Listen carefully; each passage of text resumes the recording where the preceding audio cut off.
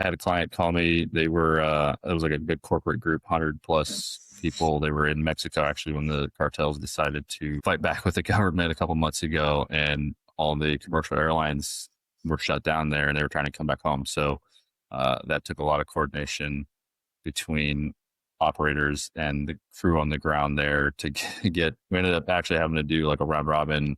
I had 2 jets just round robining back and forth to bring all 100 of these people back home to the United States, to get them out of that situation in Mexico.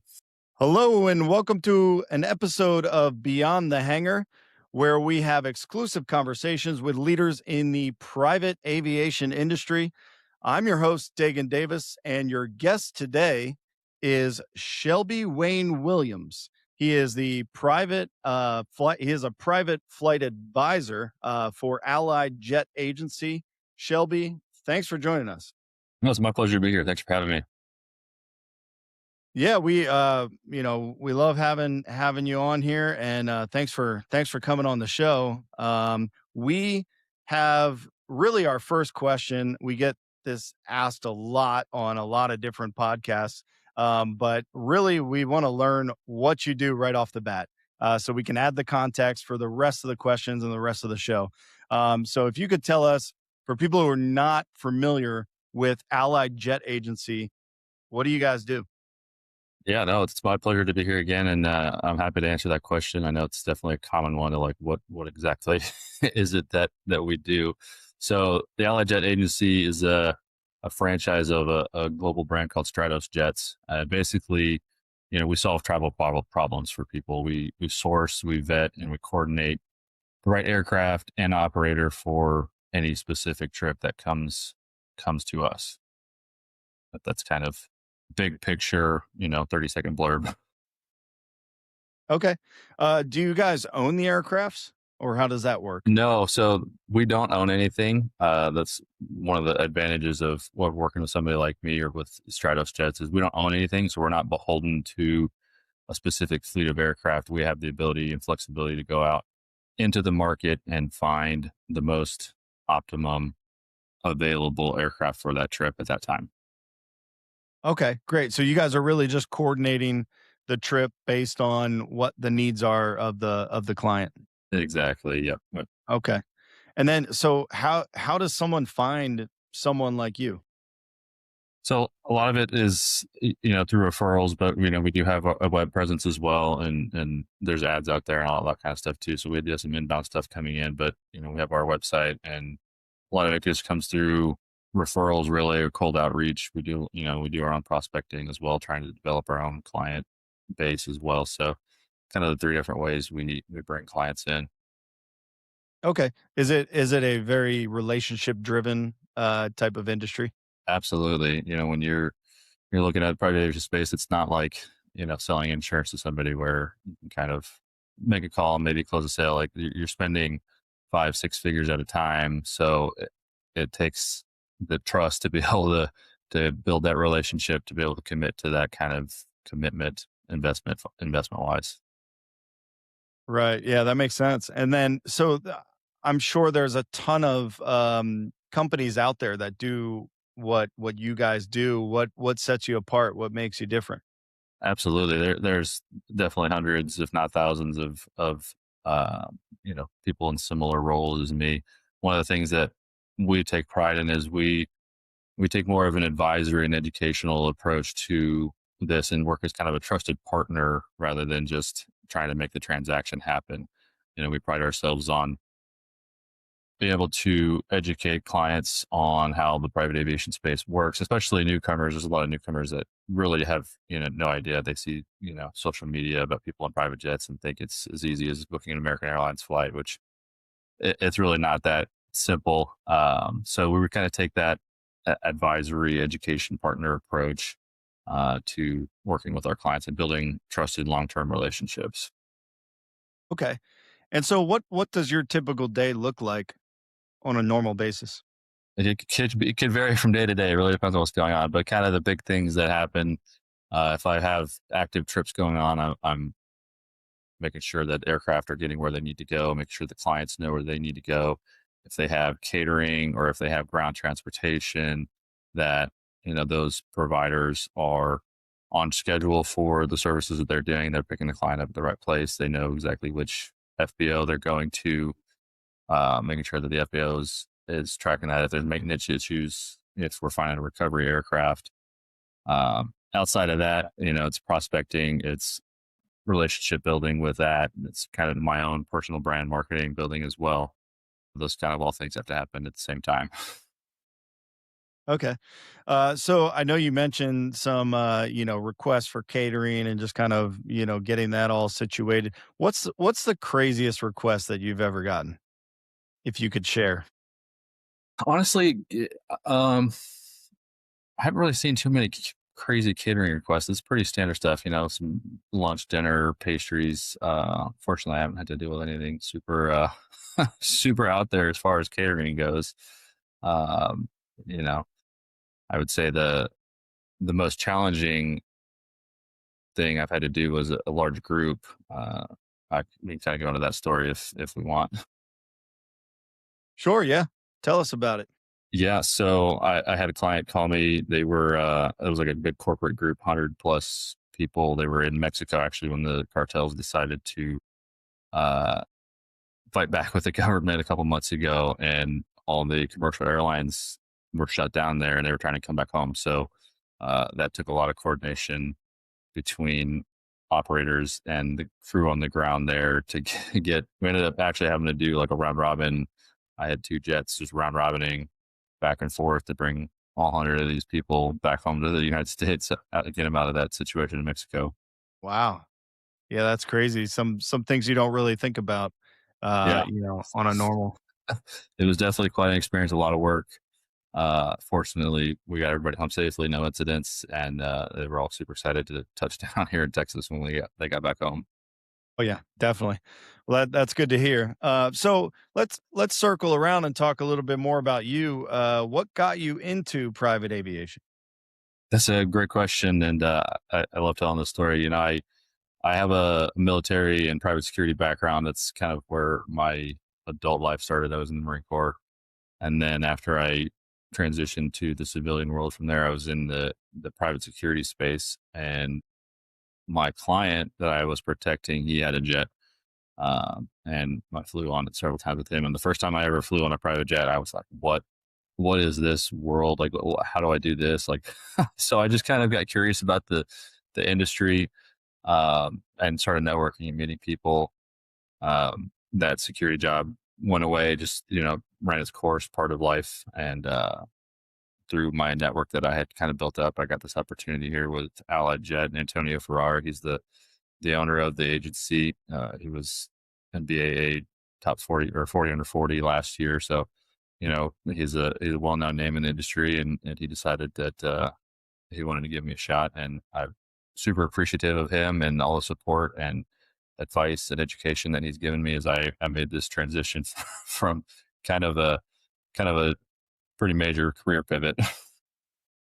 Yeah, definitely. Kind of a, it seems like it was almost like it was meant to be, right? That transition Yeah, into the private aviation, which is really cool. And so, did you start as a flight advisor right off the bat, or yep. how did that work? He gave me this opportunity. We went through we have a pretty intensive onboarding process, a couple weeks of training, like getting to know how the industry works. What like how aircraft operate, like kind of getting familiar with what the aircraft are, how the coordination goes, learning the internal processes of our systems and platforms that we use as well. That's part of it. You can't just like jump into it, and like you have to kind of know how the clickology in the background works to make all this happen, right? Right. Yeah, that makes a lot of sense. I'm just curious. A little question popped in inside my head. Do you get to fly private quite a bit with your job? I wish I could say I do. The last time I was actually flying private, I was still doing security. I do get the chance to go to check out and step onto the aircraft every once in a while, but I haven't actually had the chance to fly privately myself since I Okay. started this role. Okay. Cool. So, I I mean, a big question. I know, there may be some people watching that have never flown on a private jet or just privately in general. And so who is really your ideal customer for private aviation, and why are more and more people, it seems, choosing charter flights today? That's a great question, and a lot of people always kind of have this idea that like you have to be a celebrity or like super wealthy to fly privately. And while those people do fly privately because it fits their lifestyle and their needs, we work with private families, we work with corporate executives, other like business owner types that are not necessarily ultra high net worth, but they've got some wealth, um, or they're in a corporate situation where they've got a lot of travel demands where commercial just doesn't quite line up. Um, Another big type of client that I work with is hospitals. Hospitals do organ transplants all the time, and those organs, they only have so much viability from the time that they are recovered from whoever's making that donation to getting it into the recipient. So that's another kind of high end, not necessarily high end, but another client that we work with frequently is hospitals getting those organs where they need to go. Yeah, that's interesting. I think, as an outsider looking into the industry, that's not something that you think about on a daily basis, that organs are being flown around just for the timing's sake. Yeah, I mean a liver, they've only got a handful of hours at minimum. Some of them can, some tissue can go a little longer before it's not viable any longer. But some of it, heart and lungs, like you got a matter of hours before that thing is not good anymore. So it's really, and commercial obviously is not the way to go with that. And depending on what the distance is, driving isn't the solution either. It could take, on the road 10, 12 hours to get somewhere. I did an organ flight a couple months ago from the Houston area up to middle of Oklahoma. Like, there's no way that could have been driven there in a couple hours. So it was, it made sense to get a private aircraft, get the medical team onto the aircraft and go get it, and then bring it back. Yeah, that makes a lot of sense. And for you to be organizing that, that's got to feel pretty good, right? That someone is going to be getting that organ and maybe saving their life. Yeah, there's definitely a point of pride in being part of that part of the world and contributing to saving a life. It's not something you think about every day by any means, but there's probably somebody every day that's getting a new organ, whether or not it's flown in or not. But to be a part of that life saving mission is definitely a point of pride and joy for us as well. Yeah, that's really cool to hear. And so what would be another misconception that people have about flying private? I think one of the biggest things that I can think of is that when you think of flying private, you can just get a jet and go anywhere you want. And while in theory, there is a solution that can be arrived at based on the trip, but you can't just like grab a jet and fly anywhere. Not every aircraft can fit on every one way. Not every aircraft can carry every single person or baggage or thing you have. There's limitations on, you know, if it's hot, if it's cold, if you're in the elevation, if it's a long flight, like it's a little more complicated than just getting a jet and going where you want to go. There's a lot of coordination that has to go, a lot of vetting and approvals. And, if you're flying internationally, it gets even more complicated with getting overflight, getting permits to land, coordinating customs and all that stuff. So it's not as simple as just, I'm going to get a private jet and I'm going to go to, Bali for the weekend. There's a lot more to that, right? Yeah, that's I think we've been maybe spoiled with the Uber and the DoorDash of the world, and people think that they can get everything right to their doorstep pretty Yeah, quickly. the instant gratification is definitely permeated into our culture today for sure. Yeah, yeah. So let's talk about a little bit more on the business side. We were talking about more leisure or vacation travel, and so and even medical, and so now more on the business side. When would it make sense for a business owner that has the money and is running a great business? When does it make sense to where they start flying private? It's a great question. I think kind of the big drivers of that for business owners is the time that they can buy back by traveling privately. We can get you closer to your final destination. And say maybe you're a real estate guy and you're going to look at a remote property. Like maybe if you look at commercial, you're going to fly into a big international airport and you're going to have to drive 3 or 4 hours depending on where this property is. I'm completely making up this scenario, but you know, with a private aircraft, we could get you in and out same day, close to that piece of property it is, or maybe say you're an investment person and you got a deal you got to close and you have to get there today to close this deal, and there's no way you're getting there on a commercial flight. Another big driver is privacy and security. Some corporate teams require certain levels of privacy and security, which just lends itself towards private aviation. If you kind of think about some of the more prevalent incidents that have occurred, like it makes sense for some level of executive to have that privacy and security. Think about a guy like, some of these big Fortune 5, Fortune 10 companies that they don't necessarily want to be walking through a commercial terminal. So those kind of things, so the time they can buy back their privacy and security and just kind of the control of the schedule. Say they have 3 back-to-back meetings in a couple of days across different cities, like it gets really challenging to try and do that on commercial aircraft. If you get a layover or if you have a missed flight, if the flight gets delayed, something happens, it gets really challenging to make all those meetings if you got to be there on a commercial flight. The other big bonus is that in a private aircraft, the cabin basically becomes its own working environment. You have basically most private aircraft these days have some form of Wi-Fi, whether it's Starlink or standard aviation Wi-Fi, that they can actually be productive on the plane. It's a little, you can do it on a commercial plane. Obviously, we see people on their computer all the time when they're flying, but you can sit back in a little more comfortable chair. You have better reception.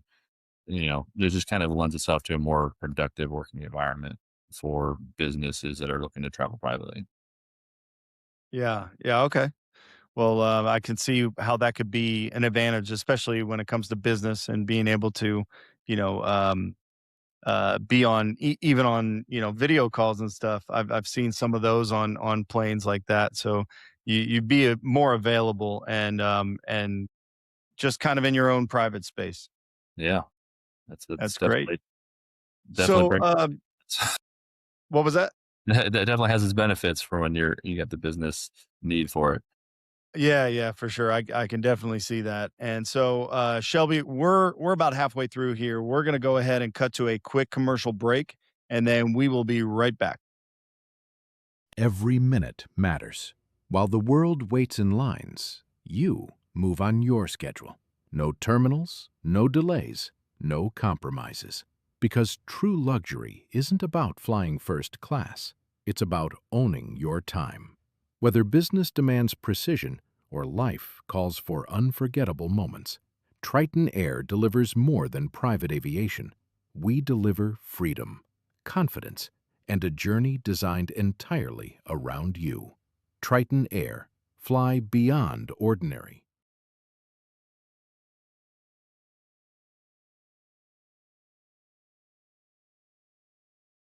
All right, and we're back to our episode here of Beyond the Hangar with Shelby-Wayne Williams. He is a private flight advisor for Allied Jet Agency. Shelby, again, thanks for coming on the show. So far, we've had a great first half of content. We're going to go ahead and dig in here in the second half. Now, I've flown private twice. I've gotten the opportunity through friends that had jets or their parents had jets, and so it was just a luck of the draw, you could say. Yeah. And so I know when I went on, I was very surprised at a lot of different things, and just kind of on cloud nine when I first stepped on the plane, and very surprised at how smooth everything was, and how easy and quick. So, what it for first time clients that you have, what is the most surprising thing that they point out to you, or that they mention to you when they're flying that very first time? Yeah, sure.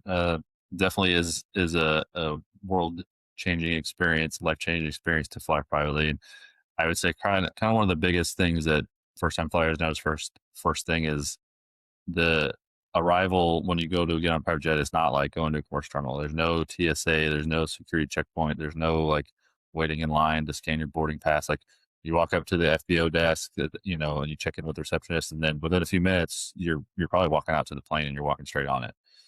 Um, so within a matter of 10 minutes of parking the car, you're on the aircraft ready to go. Um, Depending on the aircraft you're getting on, like the other kind of surprising thing is that luggage and payload constraints, they're a real thing. Like if you're on a very light jet, like probably not a lot of room to bring as much baggage as you want.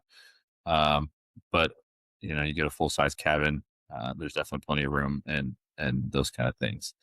Um, the other thing that kind of surprises people from time to time is that depending on the operator that you've booked with, the aircraft that you were expecting may or may not show up, and that's just due to a various number of reasons. Sometimes that aircraft went down. Could have been expecting like maybe a Challenger, and you got a Citation instead. But it's same category of aircraft, just a different kind of outlook and kind of not necessarily expected, but part of my role here is to kind of help with that surprise and give them the heads up. Hey, by the way, this plane that we were expecting to get, something happened, whatever it is, that they had a maintenance issue. So we're bringing in a substitute aircraft, but you're going to have a great experience either way. The other thing I would point out too is seasonal demand is a real thing as well. We see it obviously with commercial aircraft as well, but um, peak travel time, especially around the holidays, major events like sporting events like the World Cup was here, this past couple of months, like demand gets extremely high and it becomes more challenging to secure an aircraft, and pricing is going to go up to reflect that. For instance, this past weekend, I fielded probably a half a dozen flights of a request for people trying to get up to the World Cup finals, and just a number of factors made it basically impossible to do. Demand was through the roof. And on top of that, in the area, there was weather issues that was already diverting a bunch of traffic. And then there was a bunch of flight restrictions, airspace restrictions up in the area where the World Cup finals were for other reasons completely outside of, what was going on, that made it even more challenging to get that. So demand is real, and sometimes it can make it challenging to really support that. I would say those are kind of the big first time surprises outside of the price. Obviously a newcomer to the industry, sometimes you kind of give them a ballpark price and they're shocked at the value of it. But I would say those beyond price, like those are probably the biggest surprises I've seen. So when the demand goes up is one of the biggest issues, especially, one game, a big game in one city like that, for New York for the World Cup. Are you having trouble finding not necessarily the plane, but where to land it? Both actually. So Okay. aircraft obviously become booked up, and it's not just that the aircraft is booked. Like there may be a period where that aircraft isn't flying, but that operator doesn't have the crew to fly it because the crew has specific, limitations on how much they can fly in a certain period of time. So they might have an aircraft that's like sitting on the ground and not doing anything, but they don't have any crew that's available to actually fly that aircraft and be compliant with all the laws and regulations and policies around, pilot airtime. There is also challenge with getting a spot to land at an airport. When you have hundreds and hundreds of aircraft coming in, the coordination with the ground team there at the airport, slotting your aircraft in becomes its own challenge. And then you throw weather on top of that. Maybe they had a ground stop because there's a big storm coming in. Like that throws the whole chain of events completely out of cycle. So recovering from that makes it its own challenge. I think when this past weekend I was working, the closest we were able to really find reliable landing was like Philadelphia from New York. So it was definitely its own challenge, and many factors went into that, not just the game itself, but it was definitely one of those unique times where I I felt really bad because I wasn't able to actually solve the problem. Yeah, that's interesting. So I guess when something like that is going to be happening, just planning way ahead is a lot more beneficial.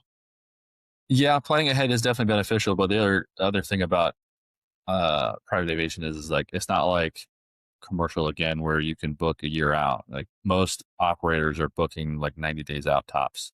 The schedule is too variable.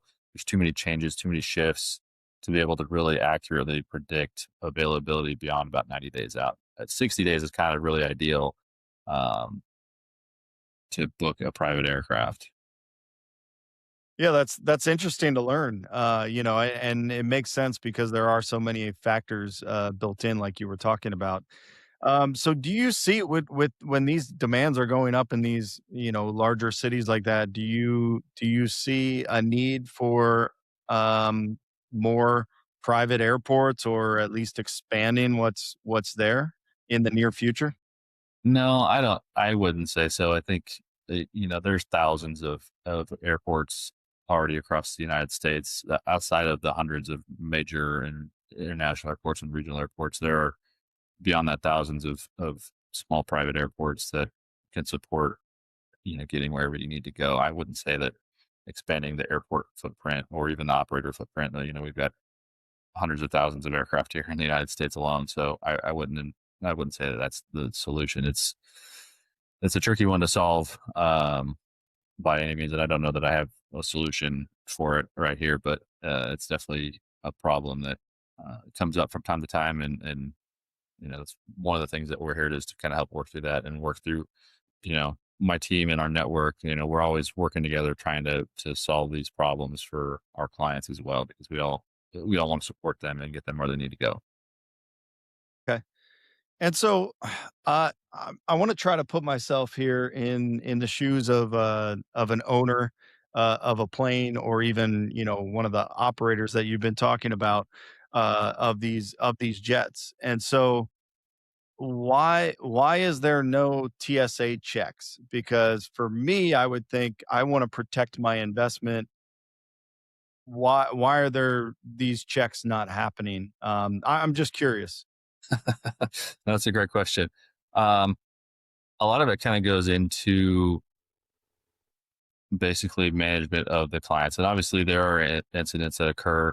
I think with domestic flights, particularly, it's not as much of a concern with the people that are flying privately because the whoever represented them in buying that went through their own qualification process with that individual or that group of people or whatever it is. Um, and that specific aircraft is contracted to do exactly what that is. So there's not the security requirement necessarily.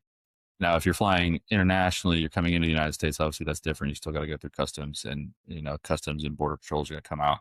Like I said, that flight from Mexico that I did, customs. I was actually on the ground when they landed, which was great. I don't often get to meet my clients, but I was there for them when they landed, and every single flight that came in, there was a customs and border patrol team that came in, and they before they were even allowed to get off the aircraft, the CPP guys were out there checking their passports, making sure that they're able to get in and come back into the country legally.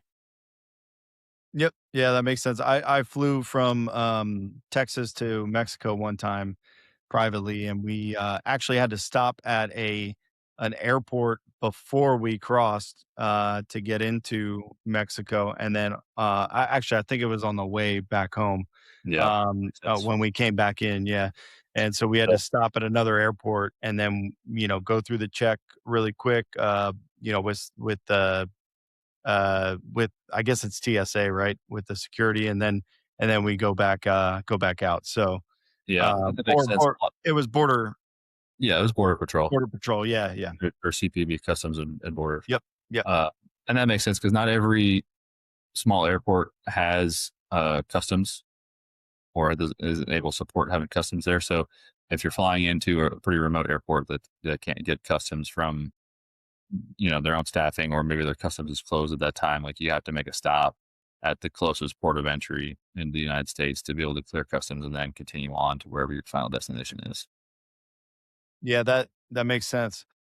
All right. Well, Shelby, we're hitting our mark here with the the amount of recording that are targeting, and so what we're going to do is we're going to start wrapping up the episode. But I don't want to cut you short. I want to give you a chance here. If there's anything that you would like to put out there to our audience, or whether it's promotional, motivational, um, whatever you would like, you have the floor, and you can do that now. I appreciate the opportunity again for inviting me to come out and be a guest on your podcast. Um, one thing I would leave with your guests is, you know, if you're interested in getting into the private aviation space or you are a current flyer, um, there's definitely some things to look at as far as who you're flying with, checking their safety ratings, making sure that they're a legitimate operator, making sure that the crew is qualified to do that. And those are all things that we're more than happy to help do. I enjoy having conversations with anybody and everybody about private aviation. I'm not here to try to do like a hard pitch, but feel free by any means to reach out to me if you got any question whatsoever about private aviation and how to do it, and maybe to evaluate what you're doing, see if it's making sense for you. Um, I'll kind of leave it with that. I can drop my email here if you want. Reach out to me anytime, and I'll get back to you with an answer. Sure. Yeah. So, what we can do is at least put your website in the description of the video here. So below the description, we'll have your website, and Okay. so if anyone does want to get in touch with you guys, they certainly can do that, or they can find you on LinkedIn, or find your email somewhere on the internet, like I did. Yeah, you can find my profile on the website. You can find my LinkedIn. It's all open. So feel free to reach out, and I look forward to seeing this episode and seeing what comes of this. Awesome. Well, we appreciate you spending the time with us, and thanks again for coming on the show. Thank you. All right. Well, that'll do it for our episode of Beyond the Hangar, and we will see you guys on the next one. Every minute matters. While the world waits in lines, you move on your schedule. No terminals, no delays, no compromises. Because true luxury isn't about flying first class. It's about owning your time. Whether business demands precision or life calls for unforgettable moments, Triton Air delivers more than private aviation. We deliver freedom, confidence, and a journey designed entirely around you. Triton Air. Fly beyond ordinary.